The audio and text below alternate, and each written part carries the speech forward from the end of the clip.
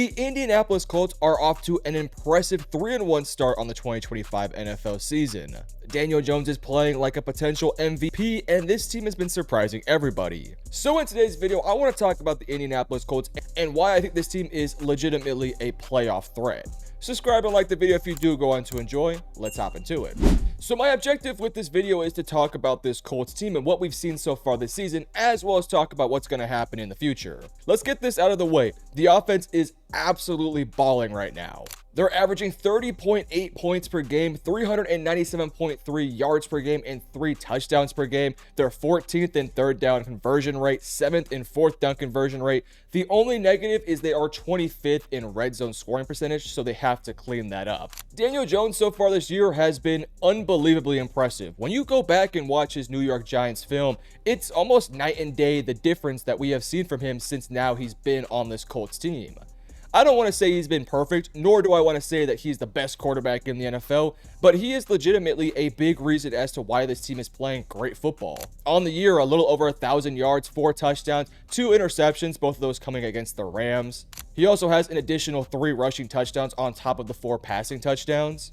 He's taking care of the football, he's putting the ball in the right places, the guys around him are playing very well, and I feel like this is a strong conversation to have about we should not give up on these young quarterbacks. Sometimes you get a guy who is very talented or very smart, and they're just not being put in situations to thrive when they get drafted. Look at Geno Smith with all those years with the Jets. Look at Sam Darnold with all those years, ironically also with the Jets. And now we're kind of looking at it with Daniel Jones, who was on the New York Giants, where he was on these teams that always had big issues. They never had great coaching. They always had questions on the offensive line. Running back was kind of a concern because Saquon Barkley was pretty consistently injured. And he didn't really have any great receivers for most of his time there. Yet despite all that, we put a lot of the blame on him, and I do think in some ways rightfully so. He was not good enough to where he was elevating the talent around him when he was in New York. But now you put him on a team in Indianapolis that has great receivers, has a great running back, an excellent offensive line, and all of a sudden this dude is absolutely thriving back there. I think he should be in the conversation for comeback player of the year. I don't think he'll win MVP. I do think there's other guys out there like Josh Allen that will probably win the award. But in terms of like a comeback player of the year, I think he should be in the conversation. Because no, he's not coming off an injury, but we've seen it in years past where guys who were not great all of a sudden make these big bounce backs and get brought up in the award. I kind of think Daniel Jones should be in the conversation. He is doing exactly what this Colts needs him to be, which is not to be, and I'm going to use an NBA analogy here, he doesn't need to be Steph Curry. He just needs to be like a Chris Paul or, some version of that. Just a guy who distributes the ball in all the right places, makes all the right throws, doesn't hurt the team, and that's what we've seen from Daniel Jones so far this year. And he has done so against pretty high-level competition. He went up against the Denver Broncos and I thought had arguably his best game against a defense that I think is one of the best in the entire NFL with guys like Nick Bonito, Pat Surtain, etc. That's a talented-ass defense. And he was dicing them up and they get the win in that game. And this past week versus an excellent LA Rams team, yes, he threw 2 interceptions. One of them was a little bit late where I think he was just trying to force it deep. But outside of that, man, if Adonai Mitchell doesn't have that fumble out the end zone, that's another touchdown. Jonathan Taylor goes and gets that touchdown instead of the Adonai Mitchell holding penalty. They're winning this game 34-27 or something along those lines. So against a really excellent LA Rams team, they probably should have won the game. And Daniel Jones had a very solid day in there, minus the 2 interceptions. I think one thing to note about this team beyond Daniel Jones has only 4 sacks. For context, last year in 2024, with the New York Giants, in a singular Week 1 game, he took 5 sacks. So in 4 games, he has taken 4. With the New York Giants, in 1 game, he took 5. That was against the Minnesota Vikings. And on the year last year, despite only playing a handful of games, he took 29 sacks that past year. 2023, when he only played I think 6 games, he took 30 sacks with a couple games where he had 10 sacks, 7 sacks, and 6 sacks in different respective games in 2023. I'm sorry, but if you're taking 10, 5+ sacks a game, you're not going to succeed. And with this Colts team behind this excellent offensive line, he's been thriving behind there. Now, beyond Daniel Jones, let's focus in on this offensive line, which I've talked about a little bit here now. I think they're playing great football. I think they're a little bit weaker on the right side, especially at that right guard position now that Matt has some injury concerns. But when they do get Matt back, this offensive line is excellent. Quentin Nelson's still an absolute stud. Raymond is playing great football. Brandon Smith's a great player. This is one of the best offensive lines out there. They have created massive openings for Jonathan Taylor. They've protected Daniel Jones. Assuming they stay healthy the rest of the way, I really do like where this offensive line is at right now. To me, there are two types of offensive line, and I'm going to talk about this in terms of a unit. There are playoff caliber offensive lines, and then there are below average offensive lines. If you are a playoff caliber offensive line, you're a great unit, and I think that's what this Colts unit is. This is a playoff / Super Bowl caliber offensive line. This is a unit that can 1000% ball out in the playoffs, which is a great place to be at if you are the Colts. Then you look at their receivers, and they're about 4 or 5 deep in that position. They have just been kind of accumulating receiver talent these past few years. And while I don't think they really have that super dominant wide receiver one, I feel like they just have a number of guys that all play excellent complementary football. Michael Pittman Jr., I guess, could be considered your wide receiver one because he's probably been the most consistent guy the past few years. But you also have Alec Pierce, Adonai Mitchell. Yes, I know what happened in the game, but you still have Adonai Mitchell. You got Josh Downs, Mo Ali Cox. Let's talk about Tyler Warren, too. We'll get to him here in a moment. But right now on this team, if you include Jonathan Taylor, you have 6 guys that all have over 100 receiving yards on the season, with Tyler Warren and Michael Pittman Jr. leading the way. And again, if you add on the Adonai Mitchell touchdown, the numbers look a lot better for him too. So on the season, you got multiple guys that are absolutely balling, and I hope that they eventually can get Joshua Downs more opportunities because I think he's also very talented. They're probably 4 or 5 deep in the receiving room, and then you look at the tight ends, and they're 2 deep with 2 really good tight end options. Tyler Warren, who, man, is making an argument to potentially be Offensive Rookie of the Year at this point. I mean, we haven't seen anything from Genty. We haven't seen anything from Cam Ward. Shedeur Sanders is still on the bench. Travis Hunter's been kind of quiet. Tyler Warren could be one of your favorites to win Offensive Rookie of the Year, and I think he's totally deserving. He has 263 yards on the season with 19 receptions. He's also ran a couple of times. They've used him all across the board, which has been very exciting. And when they drafted Tyler Warren, I thought with the Anthony Richardson situation that he was going to be the safety blanket for Richardson, but it's kind of been the safety blanket for Daniel Jones.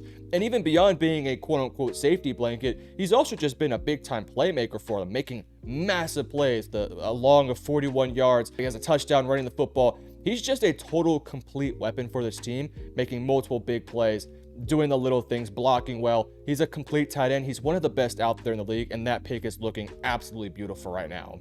And how can we forget my guy Jonathan Taylor? I traded for him in fantasy. I paid a pretty penny. This dude is an absolute stud. He's probably having one of the best starts to his career. Unfortunately, that Adonai Mitchell holding did take away a big play versus the LA Rams that would have made the numbers that much more sexy. But on the year in 4 games, 77 carries for 414 yards, 3 touchdowns with a long of 68. He is averaging 5.4 yards per carry. He's having a great year. This is what happens when you build the offensive line. Your quarterback feels comfortable. He's able to distribute the ball properly. And you got a running back that's going to explode for big plays over and over again. That's why it's important to get the big guys up the front, develop them, get that unit, with great chemistry and continuity, repair it, retool it when you have to. Then Jonathan Taylor stays healthy, he balls out. You get a quarterback in DJ who's balling, it makes it a lot easier when you have a great offensive line. This offense, to me, doesn't really have any holes. Now, I think the question that we have to still answer that we're not going to know until probably a few months from now, can Daniel Jones continue this success? Not just throughout the regular season, but potentially into the playoffs. We've seen him play good through 4 games against bad competition and good competition, but can he keep it up the rest of the way? Because if he can do so, man, this offense looks great. Let's go ahead and flip over now to the defensive side of things here, and I'll keep this one a bit shorter and a bit simpler here because this defense is also playing excellent football too. On the defensive side of things, they're only giving up 20.8 points per game, which is the 12th best in the league, 319.8 yards per game, which is the 17th best in the league, and 2.5 touchdowns per game.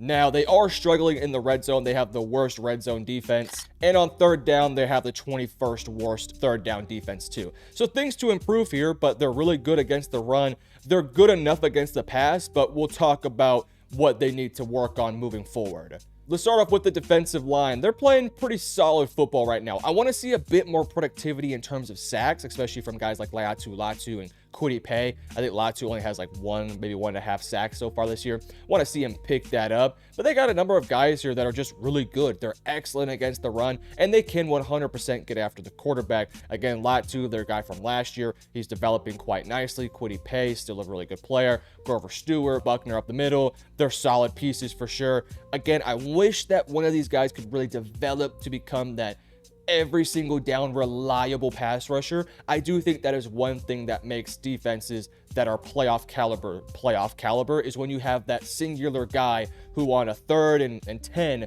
will put pressure on the quarterback, no doubt. A Micah Parsons, a Myles Garrett, a TJ, Nick Bosa, somebody like that, a Max Crosby too. I do think they have the potential to get there, and you don't really have to have one guy who can consistently do that. If you have a unit that has really good rushing lane discipline, then that should be fine. This team has that. Ideally, though, you can just get one guy to really become that consistent down-to-down dominant pass rusher that's constantly putting pressure on quarterbacks. They got a number of guys that can do it. I just want to see somebody really step into a bigger role, and maybe they don't need it, maybe they do. We'll have to wait and see. I do think their linebackers are not really a strength on this team. I don't think they're necessarily a negative, but I would like to see this team maybe potentially look at adding something there in the future. You still got Zaire Franklin, who's eating up a lot of tackles. You got Joe Bashie, and you are a little bit banged up there too with some IRs here with Jacob Phillips and Jalen Carleys. We'll see how this unit eventually kind of figures its way out. I do ideally want these guys to play better, but they're playing solid football against the run. They're filling the lanes. Could play better in coverage. I'm not panicking about this unit. I don't think it's going to cost them too many games, but in the future, I would like to see some potential upgrades there. Let's talk about the secondary. The addition of Cameron Bynum and Charvarius Ward have been perfect for this team. The past couple years, this Colts defense has been pretty good, but they would just give up big plays every so often. That was so frustrating. When you add a Cam Bynum, who has 2 picks on the year and is just an absolute ball hawk back there, great celebrations too, and Charvarius Ward, who's having a major comeback season from what he had last year, it really does help this unit out. Now, at the moment, they are having to start Xavier Howard, in part because of Kenny Moore being injured, and, they don't have a ton of options or a ton of depth in that room. But eventually, Charvarius Ward, you got Mekhi Blackman, and then Kenny Moore also steps in back inside in the nickel there. So we'll see how this unit ultimately does pan out. Xavier Howard has had better days in his career. It's kind of shocking he still is kind of a starter in this league at times when he's, kind of an older corner. I don't think he's necessarily horrible, but I've seen him have better days for sure. It's not a major concern for me, though. I don't think this defense is like a top 5 defense in the NFL, which is fine because I look at this offense and I say that's a top 10 offense in the league. No doubt about it, assuming they can keep it up. All I need this defense is to be above average, above the 16th best in the NFL. And I think they're comfortably within the top 16. So because of that, I say this defense is good enough to get this team into the playoffs and potentially make some noise. Though I will say, I don't know if this defense is good enough to just outright win you games, but I think they're good enough to keep you in them, which is what you want from a defense, especially for a Colts team that honestly probably did not have Super Bowl expectations coming into the season, but we'll see how this offense performs. So now I want to flip over and talk about what does the AFC look like surrounding the Indianapolis Colts? Because coming into the season, it was Buffalo, it was Baltimore, it was the Chargers, it was the Broncos, Kansas City, you got the Houston Texans, all this conversation about, how is a team like Indianapolis going to fight within this brutal AFC? You also got Pittsburgh and, hypothetically Cincinnati. But as we've played the games these past few weeks, the AFC looks unbelievably open. Let's get this out the way. The number 1 team in the AFC through 4 weeks has to be the Buffalo Bills. They've been the most dominant team. They've handled their business. They beat a healthy Baltimore team. They're the number 1 team. They look like the favorites to potentially win this entire conference. I still think you have to give respect to Kansas City as well. I'm not saying they're better than Indiana right now. I definitely do think you have to have the conversation, though, because there is a Mahomes, there is a Reed, and they are getting healthy with Worthy and eventually Rashee Rice, which will definitely help out that offense. They're a good team. You can never doubt them out. You got the Chargers, too, who are coming off a disappointing loss, but I still think they're an excellent team led by Herbert. They got a great head coach. They got a good running back. They got a lot of things going for them there. Denver will always be tough. Indianapolis did beat them. Granted, it was off a weird little field goal situation there. Still, Denver's kind of picking up their groove on the offensive end. Their defense is excellent, so they're going to be a competitive team, too. Outside of that, though, I'm not too worried about Pittsburgh. I think they're a fine team. I don't know how far they'll go in the playoffs. Baltimore, with the Lamar injury, that's very dicey. We'll kind of keep an eye on that team, but they are 1-3 and have one of the worst defenses in the NFL. Cincinnati's, they're not in the conversation no more. Houston is abysmal offensively. So yeah, if I'm Indianapolis, assuming we win the division, because I don't think it will be Jacksonville. If Indianapolis can keep this up, handle their business, I do think they'll win the division. Assuming they win the division, they might end up at the 3-4 seed, have home field advantage versus a lot of these wildcard teams. And I think they have a good chance, man. I look at this AFC and it's not that intimidating. Buffalo is intimidating. Chargers, maybe. Kansas City potentially could become it. Maybe if Baltimore can turn it around, they might be, but that's a big if. So in the landscape of the AFC, I gotta think that the Colts are one of the top teams in that conference. If I'm not mistaken, in my power rankings, I want to say they're my third highest AFC ranked team behind the Chargers and the Bills. Granted, you can never count out Kansas City. They're also in my top 10. They'll be there too. But the Colts are inside probably the top 4, top 3 best teams in the AFC. Now, lastly, the last thing I want to do here before we get out, I do want to talk about the rest of their schedule. Obviously, through the 4 weeks, you beat up Miami, you beat Denver, you beat the Tennessee Titans, and then you had a close loss versus the LA Rams. Again, Adonai Mitchell plays better, you'll win the game, but regardless, though, you did lose that one. You're 3-1. Your next opponent is the Las Vegas Raiders. I think that's a win for the Colts. The next opponent after that, Arizona Cardinals. Assuming they can keep Marv in check, I think the Colts win that one too. Then you got a Week 7 matchup versus the LA Chargers that I think is going to be a very interesting game for both these teams. It'll be interesting to see what this Chargers unit looks like in terms of health because they have been very banged up. But I think the winner of this game sort of can separate themselves from some of these other AFC teams. There's kind of a big clump right now after the Bills with the Chargers, the Broncos, the Colts, I guess the Chiefs as well, trying to figure out who is that second best team in the AFC. Potentially heading into that game, assuming the Chargers and the Indianapolis Colts handle business before it, it could be a really fun game to determine who is the best team or the second best team in the AFC. Again, determining on how other things go. Then after that game, you got a very winnable game versus Tennessee, a winnable game versus Pittsburgh, then Atlanta, a perfect bye week in Week 11 because right after that, big matchup versus the Kansas City Chiefs. You got plenty of time to prepare for that one. That'll be a really, really interesting game because I do think Kansas City will be picking up their stride at that point. And if you want to see if you are a excellent playoff caliber team, that Kansas City game in Week 12 is going to be fascinating for them. Week 13, you got a Houston Texans matchup. Important game here. We'll see if Houston can pick things up. I'm intrigued to see this Texans defense versus this Colts offense. Even if Houston's not a good offense and they're like a below 500 team at that point, they're still a good defense. This will be a tough matchup for Indianapolis. We'll see if they can handle business. They got Jacksonville down the stretch. Maybe Jacksonville's trying to fight for their division too. That could be a big one. Seattle in Week 15, I think will be an excellent matchup for this team. Definitely will not be an easy one. I think they are a playoff team in the NFC. You got San Francisco, you got Jacksonville, and then late in the season, you do got the Houston Texans. Very winnable schedule, a very winnable schedule. I look at this and I say, LA, the Chargers will be a tough matchup. Pittsburgh, Atlanta won't be breeze overs, but I do think they will be favored. Kansas City will be tough. All of the AFC South matchups minus Tennessee should be quite difficult. Even if Houston's not a good offense, they won't be easy games. And you do got the Seattle Seahawks late in the season. So some winnable games, but also enough test to prove where you are in your conference. You don't have the Buffalo Bills, which is maybe a good thing, but also maybe a bad thing. But again, you do have other tests out there to kind of see where you're at right now, which makes this schedule, in my opinion, really interesting and honestly very advantageous for this Colts team. I think they will be in every single game this year. I think they'll win plenty of games. Just looking at this schedule right now and seeing that they're 3-1, and from what I have seen through 4 weeks, a little bit of some overreacting here. I think 10 plus wins is very possible for this team. In fact, I think it would be very disappointing if this team was not a 10 plus win team. Not saying they're going to win 13 or 14 games, but I think 11, 12, 10 wins is very possible for this team. And honestly, right now might be the expectation for this roster. I think anything less than 11 wins or 10 wins would be quite disappointing. Because even if you do lose to Chargers, even if you do lose to Kansas City, and let's say you lose to Seattle, you're still a 13-win team, assuming you beat everybody else. And I think they're going to win a couple of those games too. So I think this team totally has a chance to get 11, 12, maybe even more wins, depending on how things go. Again, kind of overreacting here. It's only been 4 weeks, but I have been unbelievably impressed with this Indianapolis Colts team. I think they're totally heading in the right direction.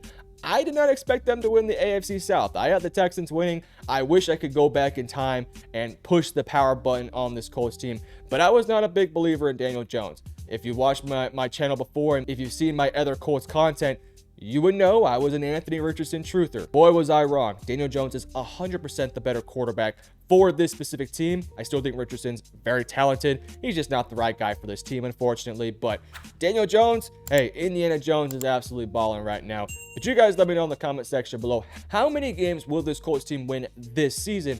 And are they going to make the playoffs? And how far do they get? Tell me down below. And if you enjoyed, hit the like and subscribe button.